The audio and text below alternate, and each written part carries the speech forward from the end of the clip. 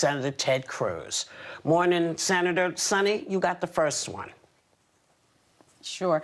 Senator Cruz, thank you so much for joining us. But before we get to Trump's Supreme Court nominee, we've been talking this morning about the New York Times report, which claims President Trump paid just $750 in federal income taxes in both 2016 and 2017 when he was in office, and none actually at all in 10 out of the 15 years prior. What's your reaction to that? Well, I don't know how accurate the story is. The New York Times didn't release any of the underlying documents. Apparently, somebody illegally gave them a copy of something, some tax return documents. But if it's accurate, I don't know. But the point is, I don't know if it's accurate or not.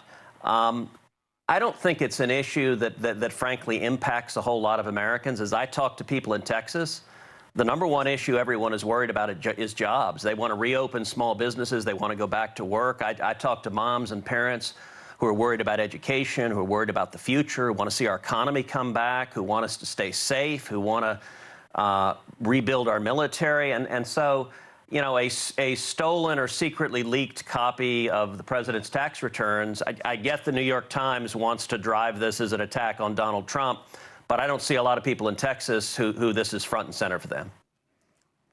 Do you think people should pay their fair share in taxes? I'm sorry. Sorry. I was just asking you, do you think people should pay their fair? Oh, look, of course people should pay their fair share in taxes. I assumed that the president had accountants and followed the law. It's actually one of the reasons why I've long been an advocate of a flat tax, a simple flat tax, 10% for everyone.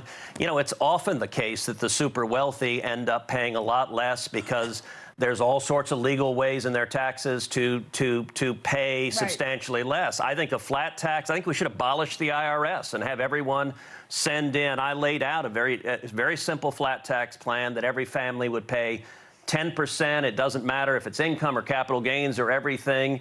And it reduces the power of Washington. So if this story now has caused the New York Times to come out in favor of a flat tax, I think that's great. Well, so Senator, I'm assuming that you pay your taxes. You just said you did. So bravo to that. I pay mine, you pay yours. And Trump says the story is fake news, and you're even questioning its validity right now.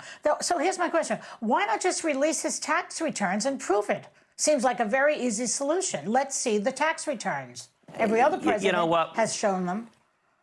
This was a fight back and forth in 2016. I'm sure Joe Biden will make that point. As I said, I don't see people at home, this being the number one issue. It's not complicated that the New York Times and the media hates the president. They want to distract from, frankly, I think the Supreme Court vacancy we have in front of us is a much more important issue because it impacts. The people I hear from care about our constitutional rights. They care about free speech. They care about religious liberty. And I think we ought to be focusing on issues that actually impact people's lives, not just the relentless attacks on the president, which seems to be about the only thing the media wants to cover. Well, let's get back to the Supreme Court, because it is the Republicans are now working to fast-track Judge Amy Coney Barrett, her appointment. And we heard what you said in 2016 about not wanting a new Supreme Court justice. That was 8 months out from the election. This one is a month out. So I know what changed your I feel like I know what changed your mind. But why did you change? Or do you still feel the same way? Well, they're very different circumstances. And if you actually look to history, the situation of a Supreme Court vacancy during a presidential election year is not new. It's happened 29 times in our country's history. Presidents have made nominations all 29 times. And if you look to the precedent of what's happened, there's a clear pattern.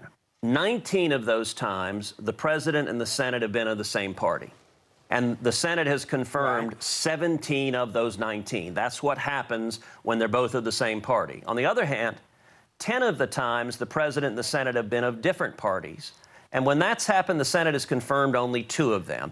In 2016, President Obama and the Senate were of different parties, and that's one of the instances. And there's a reason for that, which is the Constitution sets up checks and balances between the president and the Senate. And the American people, the two parties have a very different view on what kind of judge or justice should be appointed. And you know, as you mentioned, I've got a new book, One Vote Away, and it's all about the kinds of justices that should be appointed and why. It really gets into the inside story of the biggest cases at the courts. What's going on with the justices?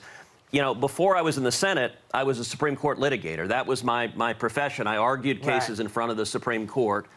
And Donald Trump promised to nominate principled constitutionalists in the mold of Scalia and Thomas. Hillary Clinton promised to nominate liberal judicial activists. And then the American people made a choice there. I'm sorry. Sir, hold on. I just want to point out that one of those people that was, you know, liberal was Ruth Bader Ginsburg. I just wanted to point that out. Now,